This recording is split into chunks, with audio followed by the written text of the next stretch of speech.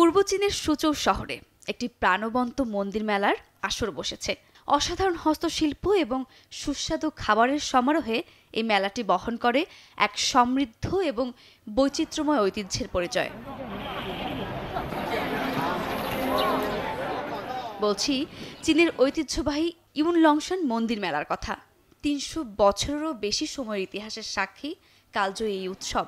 প্রাচীন চীনে বসন্তকালীন কৃষিকাজের জন্য যখন প্রস্তুতি নিচ্ছিল সে সময়ের বাসিন্দারা তখন তাদের চাহিদা মেটাতে প্রথমবার আয়োজিত হয়। সেই থেকে মেলাটি প্রতি বছর দ্বিতীয় চন্দ্রমাসের ১৯তম দিনে অনুষ্ঠিত হয়, যেখানে অংশ নিতে দেশের নানা প্রান্ত থেকে ছুটে আসে চীনের বাসিন্দারা।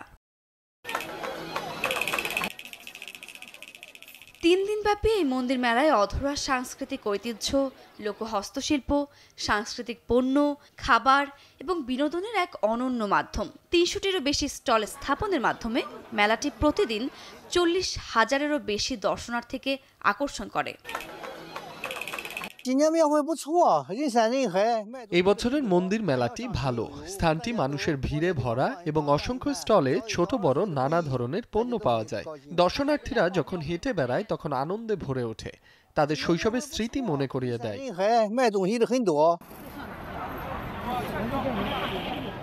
ব্যস্ত মন্দির মেলায় সুগন্ধি তৈরির সুসজ্জিত পণ্যের বিস্তৃত পরিসর, যার মধ্যে রয়েছে স্পিনিং টপস, সুগন্ধির থলি এবং অন্যান্য শৈশবের প্রিয় পূর্ণ প্রদর্শনী, যা অনেক স্মৃতিকাতর করে তোলে উপস্থিত দর্শনার্থীদের। এসব পণ্যের চাহিদাও নজর কাড়ার মতো। আমি আমার সন্তানকে মন্দির মেলায় নিয়ে আসি। এখানে বেশ ভিড় এবং আমি আমার সন্তানের জন্য একটি বিশেষ উপহার কিনতে যাচ্ছি।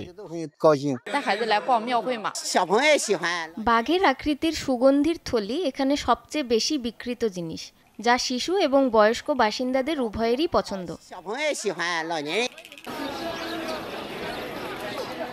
হস্তশিল্পের পাশাপাশি ঐতিহ্যবাহী খাবারও দর্শনার্থীদের কাছে জনপ্রিয়, যার মধ্যে রয়েছে মধু দিয়ে তৈরি চীনা পেস্ট্রি মিসান্ডাও। উৎসবে ভরপুর চীন এমন হাজারো মেলার আয়োজন করে প্রতি বছর, তাই এইসব মেলাকে আরও পরিকল্পিত করার প্রকল্প হাতে নিয়েছে চীনা সরকার। সম্প্রতি এই লক্ষ্যে তারা বেশ কিছু ব্যবস্থা চালু করেছে, যাতে এসব মেলায় সব রকম উদ্যোক্তাদের জন্য সমান সুযোগ নিশ্চিত করা যায়।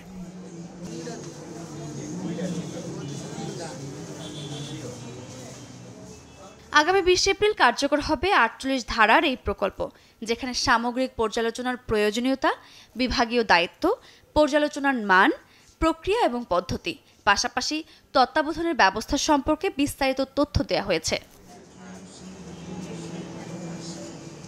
কর্তৃপক্ষকে বাজার প্রতিযোগিতা সীমাবদ্ধ করে এমন ব্যবস্থা গ্রহণ থেকে বিরত রাখার জন্য গেল বছর ন্যায্য প্রতিযোগিতা পর্যালোচনা সংক্রান্ত বিধিমালা প্রণয়ন করে দেশটি।